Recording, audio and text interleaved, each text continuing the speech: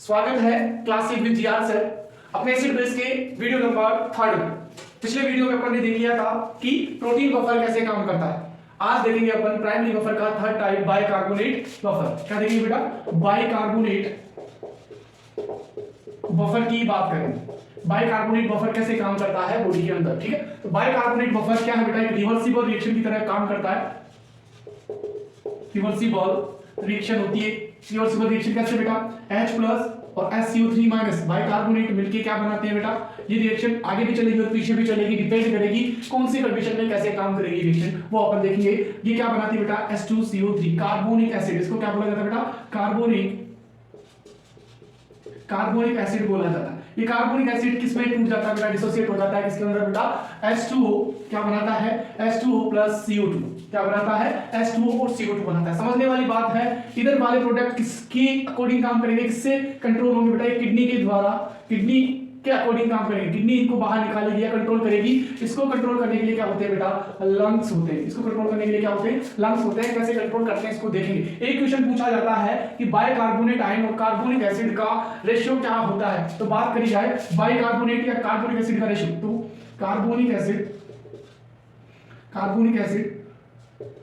Ratio bicarbonate ये देखा जाए तो कितना होता है बेटा? कार्बोनिक एसिड 1 होगा तो बाइकार्बोनेट कितना होता है बेटा? 20। तो 1:20 देखने को मिलता है कार्बोनिक एसिड और बाइकार्बोनेट का रेशियो। ये एग्जाम के अंदर बहुत इंपॉर्टेंट है, पूछा जा सकता है। क्या है बेटा? एग्जाम के अंदर बहुत ही इंपॉर्टेंट है और पूछा जा सकता है। तो बात करिए अपन ने कि कैसे रिएक्शन होती है। अब देखते हैं कौन सी कंडीशन में रिएक्शन किधर की तरफ जाती है, इसकी बात करें तो इन केस ऑफ एसिडोसिस वाली कंडीशन में रिएक्शन किधर की तरफ मूव करेगी, क्योंकि ये रिवर्सिबल रिएक्शन है बेटा जो मैंने अभी तुमको बताया। उसके अकॉर्डिंग अब ये रिएक्शन किधर को जाएगी ये बात करें, ठीक है। तो अब ये रिएक्शन बेटा क्या है? कंडीशन कौन सी बेटा? इन एसिडोसिस। एसिडोसिस की बात करें अपन ने प्रीवियस वीडियो में देखा था। एसिडोसिस की कंडीशन में क्या देखने को मिलेगा? पीएच हो जाएगी कम। पीएच कम हो जाएगी यानी कि हाइड्रोजन आयन की जो कंसंट्रेशन है वो क्या होगी बेटा? इंक्रीज। इसको हाइड्रोजन आयन भी बोल सकते हैं, अपन प्रोटॉन भी बोल सकते हैं, ठीक है। तो इसकी कंसंट्रेशन क्या रहेगी बेटा? बढ़ी हुई रहेगी। अब अपन को बफर की तरह काम करना है बाइकार्बोनेट को, तो क्या करना पड़ेगा? H+ को कम करना पड़ेगा। H+ को कम करना पड़ेगा यानी अब रिएक्शन किधर चलेगी? H+ SCO3- किधर चलेगी? H2CO3 और क्या बन जाएगा प्रोडक्ट? H2O + CO2। अब ये CO2 क्या था बेटा? मैंने बताया था वोलेटाइल एसिड होता है। CO2 क्या होता है बेटा? वोलेटाइल एसिड होता है। CO2 होता है बेटा वोलेटाइल एसिड होता है, जो कि किसके थ्रू बाहर निकाला जाएगा? Excreted by lungs. लंग्स के थ्रू क्या होगा? ये CO2 बाहर चली जाएगी। ये CO2 बाहर चली जाएगी तो क्या होगा? एसिड कम होगा बॉडी। क्या होगा बेटा? एक एसिड कम हो रहा है और यहां से कुछ जो H+ है उनको किडनी भी निकालती रहती है, H+ को किडनी भी बाहर निकालती रहती है। मेनली अब ये रिएक्शन इस डायरेक्शन में चलेगी। इस कंडीशन के अंदर बेटा एसिडोसिस वाली कंडीशन के अंदर इधर चलेगी जहां प्रोडक्ट बन रहा है CO2 को लंग्स के द्वारा क्या कर दिया जाता है बेटा? एक्सक्रीट कर दिया जाता है। एसिडोसिस वाली कंडीशन बिल्कुल समझ में आई होगी आपको कि ऐसी रिएक्शन नहीं जा रही है। अब बात करते हैं एल्केनोसिस वाली कंडीशन में रिएक्शन कैसे काम करेगी। एल्केनोसिस वाली कंडीशन में ये रिएक्शन कैसे काम करती है। तो एल्केनोसिस वाली कंडीशन की बात करें, सेकेंड कंडीशन की बात करते हैं बेटा एल्केनोसिस। एल्केनोसिस का मतलब बेटा क्या होगा? पीएच क्या रहेगी बेटा? पीएच क्या हो जाएगी? इंक्रीज देखने को मिलेगी। क्या देखने को मिलेगी? पीएच इंक्रीज देखने को मिलेगी। साथ ही बेस की कंसंट्रेशन क्या होगी? बढ़ी मिलेगी। यानी मैं बात कर सकता हूं बाइकार्बोनेट बढ़े हुए मिलेगी, ठीक। अब ये रिएक्शन किस कंडीशन किधर चलेगी बेटा? H2CO3 किधर चलेगा? H+ में और किसमें टूट जाएगा बेटा? SCO3- में। किसमें टूटेगा? SCO3- में। और इस SCO3- को किडनी के थ्रू क्या कर दिया जाएगा बेटा? एक्सक्रीट आउट कर दिया जाएगा। किसके द्वारा? किडनी के द्वारा। SCO3- बाहर जाएगा, H+ बढ़ेगा जो कि क्या कराएगा? पीएच को न्यूट्रल करवाएगा। तो अब रिएक्शन किधर चलने लग गई? कार्बोनिक एसिड से किधर की तरफ? बाइकार्बोनेट की तरफ चलेगी एल्केनोसिस वाली कंडीशन में ये रिएक्शन। तो ये था बाइकार्बोनेट बफर जो कि काम कर रहा है, पीएच को चेंज होने से रोक रहा है, रजिस्ट कर रहा है, एक बफर की तरह काम कर रहा है। अब देखते हैं अपन प्राइमरी बफर का लास्ट टाइप जो कि कौन सा बेटा? Phosphate buffer. प्राइमरी बफर का क्या देखेंगे अपन? लास्ट टाइप जो कि कौन सा बफर है बेटा? Phosphate buffer. बात करते हैं फॉस्फेट बफर की। फॉस्फेट बफर ठीक है बेटा, ये कहां सेल्स के अंदर, जो ब्लड के अंदर सेल्स है उन सेल्स में चलती है ये रिएक्शन। आईसीएफ के अंदर फोस्फेट ज्यादा पाया जाता है, इंट्रासेलुलर फोस्फेट आयन ज्यादा पाया जाता है। एनाइन की बात करी जाए तो इंट्रासेलुलर एनाइन की बात करी जाती है तो इंट्रासेलुलर एनाइन होता है सबसे ज्यादा, जो अबंडेंट पाया जाएगा वो फोस्फेट आयन होता है। ठीक है, जबकि बाहर क्या होता है बेटा, क्लोराइन है। जबकि अंदर कैटायन की बात करी जाए तो पोटेशियम होता है, और बाहर पीसीएफ एक्स्ट्रासेलुलर कैटायन की बात करी जाए तो होता है सोडियम। ये बात हो गई इंट्रासेलुलर और एक्स्ट्रासेलुलर एनाइन और कैटायन। ठीक है, तो इसके अकॉर्डिंग अब देखते हैं अपन फोस्फेट क्या होता है बेटा। फोस्फेट की रिएक्शन क्या है, फोस्फेट क्या पाया जाएगा, इंट्रासेलुलर पाया जाएगा, और फोस्फेट दो फॉर्म के अंदर पाया जाता है, मोनोहाइड्रोजन फोस्फेट। फोस्फेट दो रूप में पाया जाएगा, मोनोहाइड्रोजन फोस्फेट, और दूसरा होता है बेटा डाइहाइड्रोजन फोस्फेट। क्या होता है, डाइहाइड्रोजन फोस्फेट। मोनोहाइड्रोजन फोस्फेट क्या होगा बेटा, HPO4 -2 क्या होगा बेटा, HPO4 -2 क्या होता है, सॉरी HPO4 माइनस आएगा, क्या होता है मोनोफॉस्फेट। जबकि डाइफॉस्फेट की बात करी जाए तो H2PO4 क्या होगा, डाइहाइड्रोजन फॉस्फेट। तो HPO4 माइनस क्या होगा, मोनोहाइड्रोजन फॉस्फेट। यानी कि ये हाइड्रोजन को डोनेट कर रहा है, H+ डोनेट कर रहा है सॉल्यूशन में, तो वो H+ क्या करेगा, पीएच को न्यूट्रलाइज करने के काम आएगा। क्या कर रहा है बेटा, H+ डाइहाइड्रोजन से मोनोहाइड्रोजन में जब ये चेंज हुआ, डाइहाइड्रोजन से जब ये मोनोहाइड्रोजन में चेंज हुआ, इसने क्या दे दिया बेटा, हाइड्रोजन आयन। अब ये हाइड्रोजन आयन क्या करेगा, पीएच को न्यूट्रलाइज करने के काम आएगा। देखते हैं कैसे काम करता है, कैसे काम करता है। और ये मेनली काम करता है रीनल ट्यूब्यूल्स के अंदर। फोस्फेट बफर कहां काम करता है, रीनल ट्यूब्यूल्स के अंदर, और सेल के अंदर चेंज होता है, सेल से एक्सचेंज होता है। Renal tubules, in renal tubules and ICF, intracellular fluid में काम करता है ये फोस्फेट बफर। इंट्रासेलुलर फ्लूइड से बाहर आके हाइड्रोजन देगा, सेल से बाहर हाइड्रोजन छोड़ेगा, जिससे क्या होगा, ये पीएच में चेंजेस रुकेगी। ठीक है, तो रीनल ट्यूब्यूल्स में काम करेगा और आईसीएफ में काम करेगा। देखते हैं कैसे काम करता है। एसिडोसिस वाली कंडीशन में क्या होगा, एसिडोसिस वाली कंडीशन में क्या होता है बेटा, एसिडोसिस वाली कंडीशन में क्या देखने को मिलेगा, एसिडोसिस वाली कंडीशन में क्या होता है, रीएब्जॉर्ब होगा। क्या होगा, ये रीनल ट्यूब्यूल्स के अंदर, इन रीनल ट्यूब्यूल्स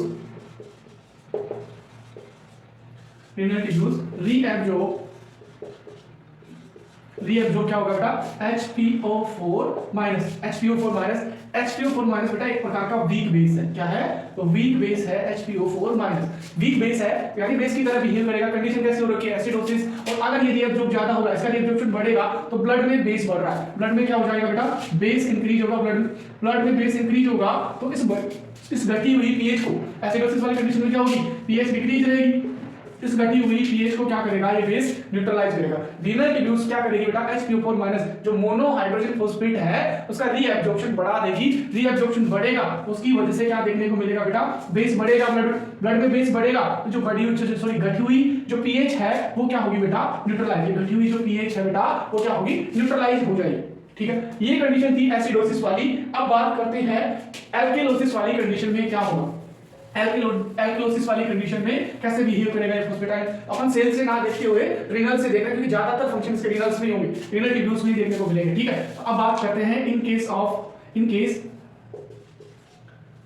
एल्केलोसिस वाली कंडीशन में क्या होगा। अब एल्केलोसिस में क्या होगा बेटा, पीएच बढ़ी हुई रहेगी, यानी बेस की कंसंट्रेशन क्या होगी बेटा, बढ़ी हुई रहेगी, बेस बढ़े हुए रहेंगे। ठीक है, अब बेस बढ़े हुए रहेंगे तो रीनल ट्यूब्यूल्स में क्या होगा, जो मोनोहाइड्रोजन क्या था, मोनोहाइड्रोजन फोस्फेट था, उसका एक्सक्रीशन बढ़ जाएगा, इंक्रीज एक्सक्रीशन। क्या होगा बेटा, एक्सक्रीशन क्या होगा बेटा, इंक्रीज हो जाएगा मोनोहाइड्रोजन फोस्फेट का, किससे बेटा, रीनल ट्यूब्यूल्स कहां बेटा, रीनल ट्यूब्यूल्स के अंदर एक्सक्रीशन बढ़ जाएगा किसका, मोनोहाइड्रोजन फोस्फेट का। ठीक है, जिससे कि क्या होगा, बेस कम हो जाएगा, बेस डिक्रीज होगा तो क्या होगा, पीएच भी डिक्रीज होगी और नॉर्मल पीएच की तरफ ये पीएच आ जाएगी। तो अपन ने फोस्फेट का एक्शन देखा रीनल में, किडनी में क्या बिहेव करती है और कैसे कंट्रोल करती है, मोनोहाइड्रोजन फोस्फेट को बाहर निकाल के और बाहर जाने से रोक के ये बफर काम कर रहा है। तो ये था अपना फोस्फेट बफर, और अपन ने प्राइमरी बफर कंप्लीटली पढ़ लिए हैं। पहला प्राइमरी बफर था कौन सा बेटा, हीमोग्लोबिन बफर। कौन कौन से थे प्राइमरी बफर, एक बार दोबारा बात कर लेते हैं प्राइमरी बफर की, कौन कौन से थे। तो प्राइमरी बफर थे बेटा, एक था हीमोग्लोबिन बफर, प्राइमरी बफर। तो प्राइमरी बफर थे बेटा, फर्स्ट था हीमोग्लोबिन बफर, और दूसरा बफर था बेटा प्रोटीन बफर, और तीसरा बफर कौन सा बेटा, बाइकार्बोनेट बफर, बाइकार्बोनेट बफर, ठीक है। और फोर्थ बफर पढ़ा अपन ने फॉस्फेट बफर, फोर्थ बफर कौन सा बेटा पढ़ा अपन ने, फॉस्फेट बफर। तो ये अपन ने चारों टाइप के प्राइमरी बफर पढ़ लिए, प्राइमरी बफर जो सबसे पहले एक्ट करते थे, ठीक है। इनमें से कोई डाउट होता कमेंट में पूछ लीजिएगा, कोई दिक्कत नहीं है। अब आगे देखेंगे अपन सेकेंडरी बफर की बात करेंगे। अब देखेंगे अपन सेकेंडरी बफर के बारे में। अब तक देखिए अपन ने प्राइमरी बफर, अब बात करते हैं सेकेंडरी बफर की। सेकेंडरी बफर जो कि मैंने बताया था दूसरा नाम उनका क्या है, जाना जाता है ऑर्गन बफर के नाम से भी। तो बात करते हैं अपन सेकेंडरी बफर की। सेकेंडरी बफर, सेकेंडरी बफर की बात करी जाए, इनको बोला जाता है ऑर्गन बफर, ऑर्गन बफर भी बोला जाता है, जो कि दो प्रकार से थे, एक था लंग्स, दूसरी थी किडनी। तो सबसे पहले बात करेंगे अपन लंग्स की। तो ये देखते हैं अपन लंग्स, ये लंग्स कैसे काम करते हैं, कैसे बफर की तरह वर्क करते हैं। लंग्स बेटा क्या करते हैं, it regulate CO2 excretion, CO2 excretion, CO2 के एक्सक्रीशन को क्या करते हैं बेटा, रेगुलेट करते हैं कौन, लंग्स। और CO2 क्या थी बेटा, मैंने बताया था तुमको, एक प्रकार की वोलेटाइल एसिड है CO2, यानी कि ऐसा एसिड है जो गैस फॉर्म के अंदर पाया जाता है। एग्जाम में यहां से क्वेश्चन भी पूछा जाता है, एग्जाम में यहां से क्वेश्चन भी पूछा जाता है कि CO2 कैसा है, कैसा एसिड है, वोलेटाइल एसिड है, ठीक है। बात करते हैं कैसे रेगुलेट करती है, ठीक है। तो अपन दोनों कंडीशन लेके देखेंगे, दोनों कंडीशन लेके देखेंगे फिर से। एसिडोसिस वाली कंडीशन में लंग्स कैसे बिहेव करेंगे और एसिडोसिस वाली कंडीशन में लंग्स कैसे बिहेव करेंगे। तो मैं बोल रहा हूं इन एसिडोसिस, इन एसिडोसिस। एसिडोसिस का मतलब फिर से एक बार सभी साथ में बताएंगे कि एसिडोसिस का मतलब पीएच क्या होगी बेटा, डिक्रीज रहेगी, और हाइड्रोजन आयन की कंसंट्रेशन क्या रहेगी बेटा, बढ़ी हुई रहेगी। हाइड्रोजन आयन की कंसंट्रेशन क्या रहेगी, इंक्रीज रहेगी। हाइड्रोजन आयन बढ़ता है तो पीएच घटती है, ये मैंने कॉन्सेप्ट आपको बता दिया था। तो अब बफर क्या करे, अब लंग्स की बात करते हैं। तो लंग्स के हाथ में क्या है, लंग्स किस पे कंट्रोल कर सकता है, केवल CO2 पे कंट्रोल कर सकता है लंग्स। और CO2 क्या है, एसिड है। तो ऐसी कंडीशन जहां एसिड पहले से बढ़ा हुआ है, तो लंग्स को क्या करना चाहिए, जिस एसिड को ये कम कर सकता है उसको कम करना चाहिए। यानी लंग्स क्या करेंगे, CO2 को डिक्रीज करवाएंगे इन ब्लड, यानी ब्लड में CO2 डिक्रीज होगी तो थोड़ा बहुत एसिड कम होगा, एज ए बफर काम करेगा। तो इस कंडीशन में क्या होगा, ब्लड में जो रिएक्शन बताई थी मैंने बाइकार्बोनेट वाली, उसमें क्या होता है बेटा, H2CO3, कार्बोनिक एसिड किसमें टूटता है बेटा, H2O प्लस CO2 के अंदर टूटता है। और इस CO2 को लंग्स क्या कर देंगे, बाहर एक्सक्रीट कर देंगे। क्या कर देंगे बेटा, एक्सक्रीट बाय लंग्स। यानी कि अब क्या होगा, एसिडोसिस वाली कंडीशन में क्या देखने को मिलेगा बेटा, हाइपर वेंटिलेशन देखने को मिलेगा। कंपनसेट करेगा तब क्या होगा, हाइपर वेंटिलेशन देखने को मिलेगा। हाइपर वेंटिलेशन का मतलब CO2 को ज्यादा से ज्यादा बाहर निकालने की कोशिश करेंगे लंग्स। कौन करेंगे कोशिश बेटा, लंग्स CO2 को ज्यादा से ज्यादा बाहर निकालने की कोशिश करेंगे, क्योंकि CO2 क्या है, एक प्रकार का वोलेटाइल एसिड है। तो CO2 को एक्सक्रीट करके क्या करेंगे, पीएच को क्या करेंगे बेटा, बढ़ाने की कोशिश करेंगे। CO2 बाहर जाएगी, एसिड कम होगा, पीएच बढ़ेगी। तो ये तो कंडीशन थी बेटा एसिडोसिस वाली। दूसरी कंडीशन की बात करते हैं, जब एल्किलोसिस हो रखा हो उस कंडीशन में लंग्स कैसे काम करेंगे। एसिडोसिस वाली कंडीशन आपने देखी, इसमें कोई डाउट नहीं होगा जहां तक मुझे पता है। चलते हैं अब बात करते हैं इन एल्केलोसिस। इन एल्केलोसिस, एल्केलोसिस का मतलब फिर से एक बार दोबारा बताते हैं। एल्केलोसिस में क्या होगा, पीएच इंक्रीज, क्या रहेगी बेटा, पीएच इंक्रीज रहेगी, साथ में बेस बढ़े हुए रहेंगे। क्या बढ़े हुए रहेंगे, बेस इंक्रीज रहेंगे। तो अब बात करते हैं लंग्स के अकॉर्डिंग सोचना बेटा, लंग्स के अकॉर्डिंग सोचोगे तो बिल्कुल सही से कॉन्सेप्ट आएगा। लंग्स क्या करेंगे, यहाँ पे लंग्स क्या करेंगे, लंग्स क्या कर सकते हैं, एसिड को बढ़ा सकते हैं जो कि नॉन वोलेटाइल है CO2, या उसको बढ़ा सकते हैं, ठीक है। तो अब बेस बढ़ा हुआ है तो इसको न्यूट्रल तो कर सकता है ना एसिड बढ़ा के, क्या कर सकता है, न्यूट्रल तो कर सकता है एसिड बढ़ा के। तो CO2 का लेवल बढ़ेगा, एसिड बढ़ेगा, तो एसिड बढ़ेगा, एसिड बढ़ता है तो पीएच नीचे आती है, यानी एसिड बढ़ेगा तो ये बेस न्यूट्रल होगा। अरे होगा कि नहीं, ये बेस क्या होगा, न्यूट्रल होगा जब एसिड बढ़ेगा। तो यानी कि अब रिएक्शन किधर चलने लग जाएगी, उल्टा चलने लग जाएगी। यानी क्या होगा, रिएक्शन क्या होगी, लंग्स क्या होंगे, फंक्शन कम करने लग, रिएक्शन नहीं बेटा, लंग्स कम करने लग जाएंगे फंक्शन, जिससे CO2 का क्या होगा, रिटेंशन होगा। क्या होगा बेटा, CO2 क्या होगी, रिटेंशन देखने को मिलेगा। CO2 का एक्सक्रीशन क्या होगा, CO2 का एक्सक्रीशन क्या हो जाएगा, डिक्रीज हो जाएगा, एक्सक्रीशन कम होने लग जाएगा CO2, तो ब्लड में CO2 का लेवल क्या होगा, ब्लड में CO2 क्या होगी बेटा, इंक्रीज होगी। और ब्लड में CO2 इंक्रीज हो रही है तो यानी एसिड इंक्रीज हो रहा है, और ये एसिड इंक्रीज होके इस बेस को न्यूट्रल करेगा नहीं, इस बेस को न्यूट्रल करेगा नहीं, यानी हाइपोवेंटिलेशन देखने को मिलेगा, यानी CO2 को रिटेन करने की कोशिश करेंगे लंग्स। जबकि एसिडोसिस वाली कंडीशन में CO2 को बाहर निकालने की कोशिश कर रहे थे लंग्स। ऐसे करके क्या करते हैं, ये पीएच में चेंज को रोकते हैं। ये एक प्रकार का ऑर्गन बफर है। दोबारा से जब एसिडोसिस हो रहा था तो लंग्स का काम बढ़ जाएगा, CO2 को को ज्यादा से ज्यादा बाहर निकालेंगे जिससे कि ब्लड के अंदर एसिड कम हो सके। CO2 एक प्रकार की वोलेटाइल एसिड थी। दूसरी कंडीशन है कि एल्कोलिसिस वाली कंडीशन में क्या था बेटा, एल्कोलिसिस में CO2 की जरूरत है क्योंकि बेस बढ़ा हुआ, तो क्या करेगा, CO2 को रिटेन करेगा, यानी कि हाइपोवेंटिलेशन देखने को मिलेगा। अब बात करते हैं अपन, इसके बाद एक क्वेश्चन पूछा जाता है, क्वेश्चन क्या है कि लंग्स पर डे कितनी कार्बोनिक एसिड को एक्सक्रीट आउट करते हैं। अरे कार्बोनिक एसिड ही तो था जो CO2 में चेंज हो रहा था, क्या था, कार्बोनिक एसिड ही तो था जो किसमें चेंज हो रहा था। अलग से एक्स्ट्रा पॉइंट है बेटा, एक्स्ट्रा पॉइंट है कि H2CO3 जो कार्बोनिक एसिड है वही तो किसमें चेंज हो रहा था, H2O प्लस CO2 के अंदर, ठीक है। तो ये क्वेश्चन आता है कि लंग्स पर डे कितना कार्बोनिक एसिड क्या कर देते हैं बेटा, एक्सक्रीट आउट कर देते हैं। तो अगर ऐसा क्वेश्चन आए तो बिल्कुल बता देना, 1300 से लेके 30,000 मिली इक्विवेलेंट पर लीटर, 1300 से लेके 30,000 मिली इक्विवेलेंट पर लीटर पर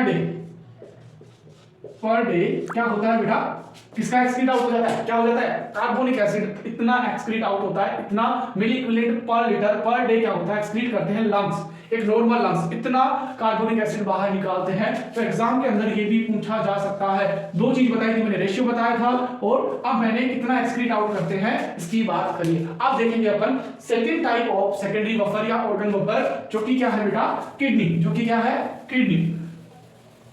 बात करते हैं अब किडनी कैसे काम करती है, बीटा देखते हैं किडनी, ठीक है। अब किडनी का बस किस पे चलता है, किडनी क्या कर सकती है बेटा, किडनी का काम होता है ये एक्सक्रीट आउट कर सकती है, किसको बेटा, एक्सक्रीट आउट कर सकती है नॉन वोलेटाइल एसिड यानी H+ को क्या कर सकती है, एक्सक्रीट कर सकती है या उसको रिटेन कर सकती है। H+ को एक्सक्रीट आउट भी कर सकती है और रिटेन भी कर सकती है। ऐसा करके ये क्या करेगी बेटा, अपने एसिड बेस बैलेंस को मेंटेन रखेगी। तो बात करते हैं पहली कंडीशन, इन एसिडोसिस वाली कंडीशन में सिंपल सी बात है, क्या कर देगी, हाइड्रोजन आयन का एक्सक्रीशन बढ़ा देगी। एक्सक्रीशन क्या होगा बेटा, इंक्रीज हो जाएगा। हाइड्रोजन आयन का एक्सक्रीशन क्या हो जाएगा, इंक्रीज हो जाएगा एसिडोसिस वाली कंडीशन। और दूसरा मेनली हाइड्रोजन आयन को लेके चलना है, दूसरा क्या कर देगी, SO3 माइनस आयन का क्या करवा देगी, S बाइकार्बोनेट का क्या करवा देगी, रीएब्जॉर्प्शन बढ़ा देगी, इंक्रीज रीएब्जॉर्प्शन ऑफ